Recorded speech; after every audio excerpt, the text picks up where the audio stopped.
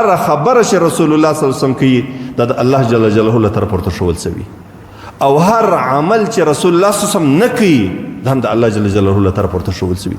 داسې نه دی چې اوس په دین کې یو داسې شی شته رسول الله صلی الله علیه وسلم نه دی کړی، نه دی ورته پام، موقع یې نه ده راغلی، ضرورت یې نه و راغلی، نه نه نه دا رقم خبرې نه دي.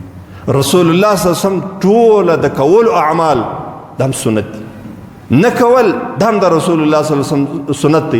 رسول الله صلی الله علیه وسلم چې نه دی کړي دا هم د الله جل جلاله طرف ته دا خبره ښوول شوې ده چې کړي دي، دا هم رسول الله صلی الله علیه وسلم ته د الله تبارک وتعالی له طرف امر دی. د دې خبرې مقصد مې څه دی؟ په دې خبر کې رد دی پر مبتدعینو باندې، پر بدعتیانو باندې رد دی. بعضې کارونه دی کوي یاره وایي دا خو نو زه ښه کار کوم، زه ښه کار کوم، رسول الله صلی الله علیه وسلم کړی دی نه دی کړی، رسول الله صلی الله علیه وسلم ویلی دی نه دی ویلی، د رسول الله صلی الله علیه وسلم صحابه کرامو خلفای راشدینو کړي دي نه دی کړي، ته بیا هم نه کوې. د رسول الله صلی الله علیه وسلم د یو کار نه کول دا هم دین دی. دا داسې نه دی رسول الله صلی الله علیه وسلم دې بزرګۍ ته نه وپام، اوس دلته څو مبتدعین او بدعتیان پیدا سول هغه بزرګان سول، نه نه نه دا نه کول هم دین دی. بس پر دغه ځای باندې ودرېږه، مخ ته نسې تللی.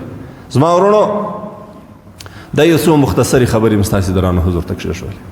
موږ او تاسې هم د دې دین سخت ضرورت لرو، سخت ورته محتاج یو، او د دغه دین دپاره خدمت دا پر ما باندې هم لازم دی، پر تاسې باندې هم. د مؤمن صفت به څه شي؟ آمرون بالمعروف والناهون عن المنکر والحافظون لحدود الله. د مؤمن صفت خو به دی امر بالمعروف بکوي، نهی عن المنکر بکوي، د الله جل جلاله چې کوم حدود موږ ته د حلالو د حرامو د ښولي د دې حدود حفاظت بکوي.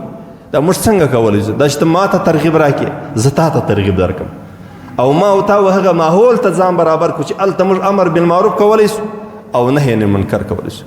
د حلالو په کولو باندې موږ ته موقع برابروي، موقع راته مساعده وي، او د حرامو څخه د اجتناب او د پرهیز دپاره موږ ځان ساتلی شو، دا موقع موږ ته برابروي، بیا موږ امر بالمعروف او نهی عن المنکر کولی شو. په دې کې نو د الله د دین د زده کړې دپاره لکه اوس د جمعې په ورځ باندې بیان دی، بیان خو نه دی ضروري، بیان خو نه ضروري دی، نه لازمي دی. رسول الله صلی الله علیه وسلم خو خطبه ویل، د هغو خطبه دا زموږ خطبات چې دا هم بیان دی، خو البته عربي د زموږ خلک نور باندې پوهېږي چې څه وویل. نو زموږ علما پر موږ باندې رحم کوي، شفقت را باندې کوي، د خطبې له مخه یې ورېدی بیا موږ ته ټیم راکړي په پښتو باندې یا په اردو باندې یا په نورو ژبو باندې موږ ته څه بیان وکړي. د هغې خطبې خلاصه دلته راته ووایي، مختلفې خطبې راته ووایي، او هغه خطبه بیا وایي هغه بیا په دې خاطر باندې چې د رسول الله صلی الله علیه وسلم طریقه ده نو وایي، هغه به خامخا په عربي باندې وایي، په پښتو باندې سړی نشي ویلی.